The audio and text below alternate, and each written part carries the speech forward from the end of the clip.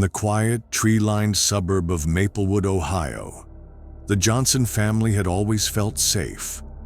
Their home, a cozy two-story with a white picket fence, was the epitome of suburban bliss. But that all changed one cold November evening when the power went out during a severe storm. As the wind howled and the rain lashed against the windows, the Johnsons huddled together in the living room, their only light coming from the flickering flames of the fireplace.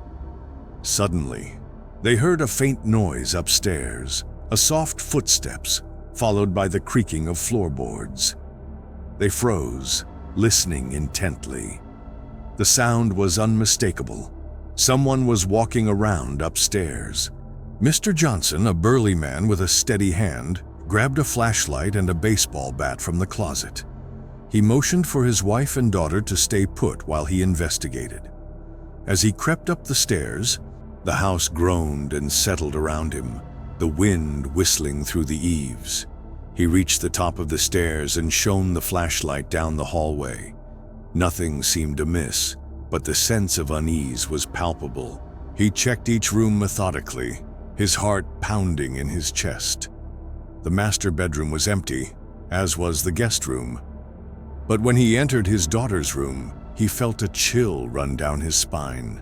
The closet door was slightly ajar, and he could swear he heard a faint rustling sound coming from inside. He took a deep breath and swung the door open, bat raised. The closet was empty, but the sense of being watched was overwhelming. As he turned to leave, he noticed something on the floor, a small, neatly folded piece of paper. He picked it up and unfolded it, his hands trembling. The note read, "Welcome home. I've been waiting for you." The handwriting was neat and precise, almost childlike. He felt a wave of nausea wash over him as he realized that someone had been in their home, watching them, waiting for the perfect moment to strike. He rushed back downstairs, his mind racing. He showed the note to his wife, who turned pale. They called the police, but by the time they arrived, the storm had passed and the house was silent once more. The officers searched the premises but found nothing out of the ordinary. They attributed it to the storm and the family's heightened senses. But the Johnsons knew better. Someone had been in their home, and they were still out there, waiting.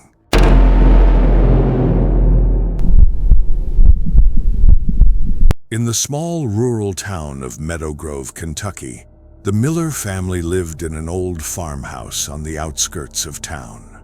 The house, passed down through generations, was filled with memories and ghosts of the past. But one night, the ghosts of the past seemed to come alive in a terrifying way. It started with small, seemingly insignificant incidents. A door left slightly open when they were sure it had been closed. A faint whisper in the night, like the rustling of leaves outside the window. The Millers brushed it off as the house settling, or the wind playing tricks on their minds.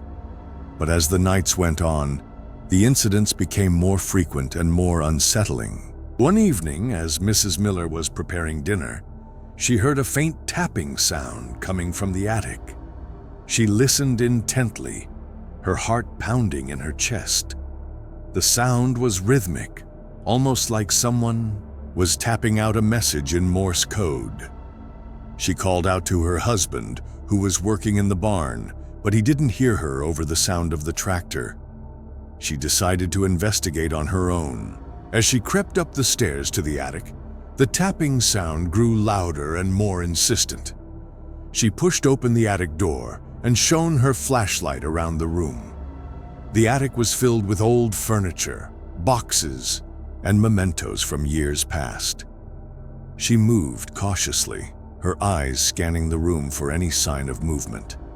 Suddenly, she heard a faint rustling sound coming from behind a stack of boxes. She took a deep breath and moved towards the sound.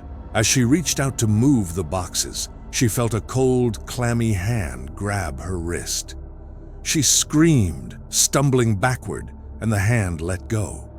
She turned and ran, her heart pounding in her chest. She rushed downstairs and called her husband, who came running. They searched the attic together but found nothing out of the ordinary. The tapping sound had stopped, and the attic was silent once more. But the sense of unease lingered. The Millers knew that something was wrong, that someone or something was in their home, watching them, waiting. They called the police, but the officers found nothing amiss. They suggested it was just the house settling or the wind playing tricks on their minds. But the Millers knew better. Someone had been in their home, and they were still out there, waiting.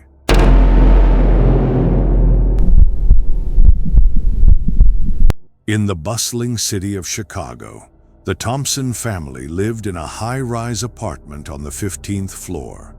Their home was modern and secure, with state-of-the-art locks and a doorman who was always on duty. But one night, their sense of security was shattered in a terrifying way.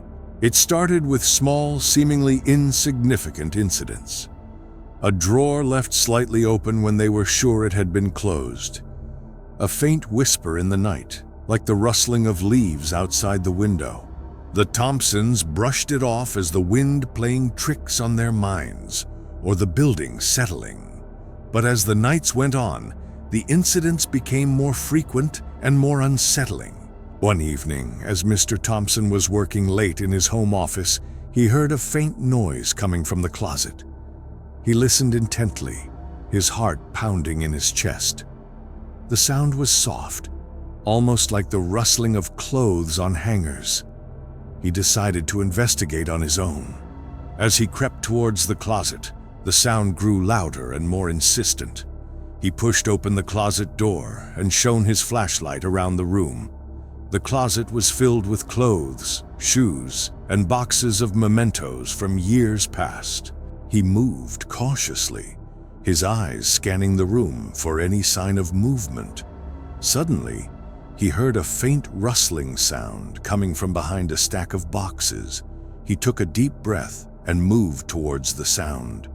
As he reached out to move the boxes, he felt a cold, clammy hand grab his wrist. He screamed, stumbling backward, and the hand let go. He turned and ran, his heart pounding in his chest. He rushed out of the office and called his wife, who was in the living room. They searched the closet together, but found nothing out of the ordinary. The rustling sound had stopped, and the closet was silent once more. But the sense of unease lingered. The Thompsons knew that something was wrong, that someone or something was in their home, watching them, waiting. They called the police, but the officers found nothing amiss. They suggested it was just the building settling, or the wind playing tricks on their minds.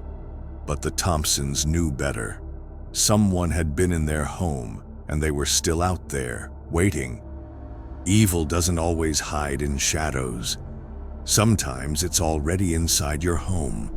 Stay vigilant, stay safe, and remember, the scariest stories are the ones that could be real. Subscribe now for more chilling tales every day.